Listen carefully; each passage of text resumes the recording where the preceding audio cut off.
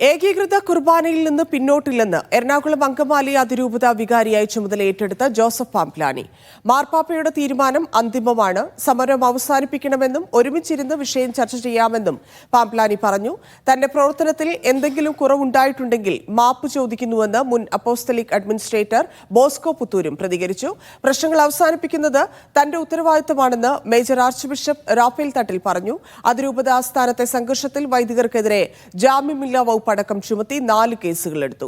പ്രശ്നപരിഹാരത്തിനായുള്ള സമവായ ചർച്ച ജില്ലാ കളക്ടറുടെ അധ്യക്ഷതയിൽ വൈകിട്ട് നടക്കും. പരിശുദ്ധ കത്തോലിക്ക സഭയുടെ നിലപാടനുസരിച്ച് ഒരു കാര്യം, മാർപ്പാപ്പ തീരുമാനം പ്രഖ്യാപിച്ചു കഴിഞ്ഞാൽ അത് അന്തിമ തീരുമാനമാണ്. അതുകൊണ്ട് ആ വിഷയത്തിൽ പിന്നോക്കം പോകുന്ന സാഹചര്യം ഇല്ല എന്നുള്ളത് എല്ലാ സഹോദരങ്ങളും സ്നേഹബുദ്ധിയാ മനസ്സിലാക്കുക. തീരുമാനങ്ങളിൽ മാറ്റമില്ല.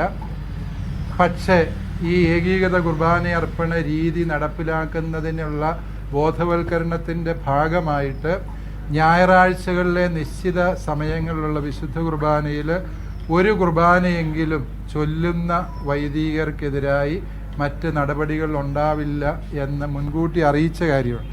ആ അറിയിച്ച കാര്യം തുടരാൻ തന്നെയാണ് സിനഡ് തീരുമാനിച്ചിരിക്കുന്നത്. അതിൽ മാറ്റമില്ല. അപ്രകാരം ഈ ഒരു നിലപാട് അത് എന്നത്തേക്കാണത് മാറ്റാൻ പറ്റുക എന്നുള്ളത് കൂടിയാലോചനകൾക്ക് ശേഷം തീരുമാനമെടുക്കുന്നതായിരിക്കും. അതുകൊണ്ട് ഇത് എന്നേക്കുമായി അടഞ്ഞു പോയതോ മുറിഞ്ഞു പോയതോ ആയൊരു വിഷയമായിട്ടോ ബന്ധമായിട്ടോ മനസ്സിലാക്കേണ്ടതില്ല. എറണാകുളം അങ്കമാലി അതിരൂപതയെ കേൾക്കാനും അവരുടെ വിചാരങ്ങളും വികാരങ്ങളും മനസ്സിലാക്കാനും സിനഡ് ആത്മാർത്ഥമായിട്ട് ആഗ്രഹിക്കുന്നുണ്ട്. ആ ഒരു നിയോഗമാണ് മേജർ ആർച്ച് ബിഷപ്പും സിനഡും എന്നെ ഭരമേൽപ്പിച്ചിരിക്കുന്നത്. ആ ദൗത്യം ഞാൻ കൃത്യതയോടെ ചെയ്യാൻ നിർബന്ധിതനാണ് താനും. എനിക്ക് ബുദ്ധിമുട്ടുകളൊക്കെ ഉണ്ടായിട്ടെങ്കിലും ദൈവം എന്നെ ഭരമേൽപ്പിച്ച ഒരു ചുമതല ചെയ്യാനായിട്ട് ഞാൻ പരമാവധി പരിശ്രമിച്ചു. വിജയിച്ചോ പരാജയപ്പെട്ടോ എന്നുള്ളത് വലിയ കാര്യമല്ല.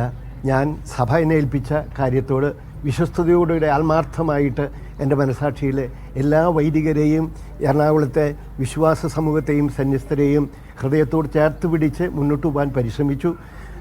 അതിൽ എനിക്ക് ചാരിതാർത്ഥ്യമുണ്ട്. എന്തെങ്കിലും കുറവുകൾ എൻ്റെ ഭാഗത്തുനിന്ന് ആർക്കെങ്കിലും അനുഭവപ്പെട്ടിട്ടുണ്ടെങ്കിൽ ഞാൻ അവരോട് മാപ്പ് ചോദിക്കുന്നു.